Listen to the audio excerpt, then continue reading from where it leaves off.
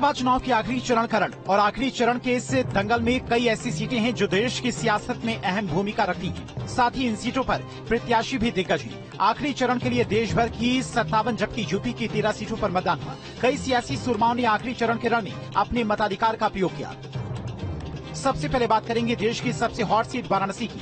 यहाँ से खुद पीएम मोदी उम्मीदवार हैं और उनके प्रतिद्वंदी हैं कांग्रेस के अजय राय। अजय राय ने वाराणसी में मतदान किया। इंडिया गठबंधन के प्रत्याशी अजय राय मतदान से पहले बड़ा गणेश मंदिर पहुंचे। उन्होंने मंदिर में गणेश जी की विशेष पूजा अर्चना की।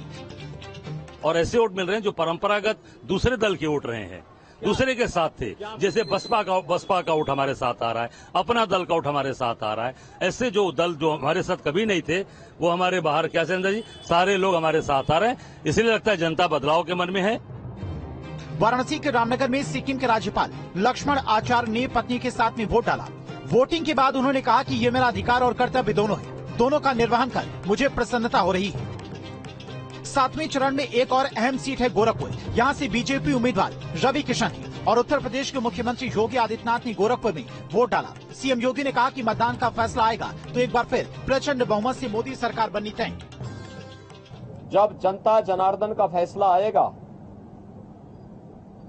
तो देश के अंदर जिन लोगों ने और जिन पार्टियों ने, जिन सरकारों ने काम किया है उसको पूरा आशीर्वाद प्राप्त हो रहा है और जनता को सुखद अनुभूति होगी, देश को सुखद अनुभूति होगी कि मोदी जी एक बार फिर से प्रचंड बहुमत के साथ सरकार बनाएंगे।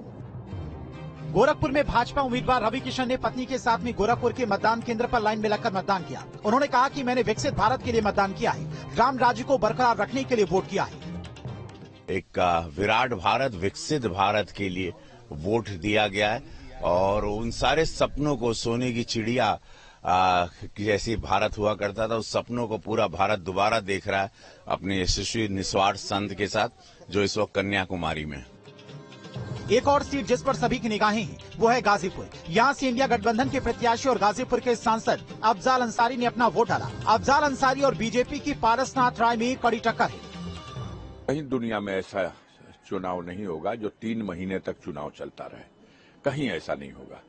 ये कहीं न कहीं से निर्णय लेने वाले आयोग के उन अधिकारियों, जिम्मेदार लोगों की ऊपर निर्भर करता है कि वो कैसे करें। विश्व का सबसे बड़ा लोकतंत्र है, इसको त्योहार मानकर भारी से भारी संख्या में लोग मतदान करें। देश को विकास के रास्ते पर अग्रसर करने हेतु भारी मतदान करना नितांत आवश्यक है। मिर्जापुर में केंद्रीय मंत्री अनुप्रिया पटेल ने मतदान किया। उन्होंने कहा कि मुझे पूरा विश्वास है कि मिर्जापुर के लोग अपने अमूल्य वोट का आशीर्वाद देंगे। 4 जून को दूध का दूध और पानी का पानी हो जाएगा।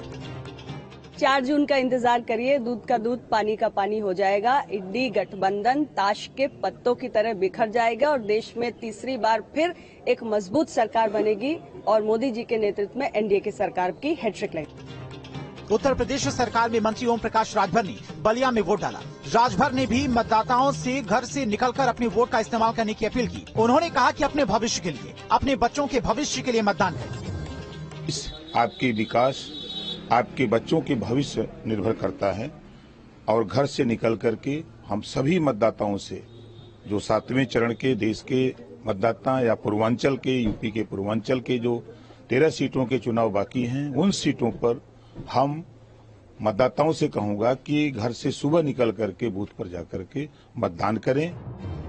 बलिया की घोसी लोकसभा सीट से एसबी-एसपी उम्मीदवार अरविंद राजभर ने बलिया की एक मतदान केंद्र पर पत्नी के साथ में वोट डाला। उन्होंने कहा कि ये लोकतंत्र का सबसे बड़ा त्योहार है। घोसी के विकास के लिए अपना वोट डाला है।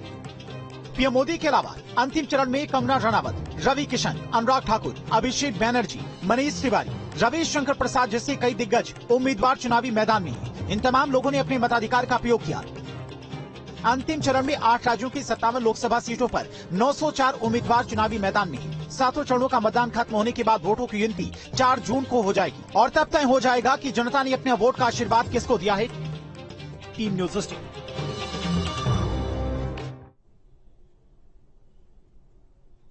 और डिप्टी सीएम ब्रजेश पाठक ने तमाम चरणों में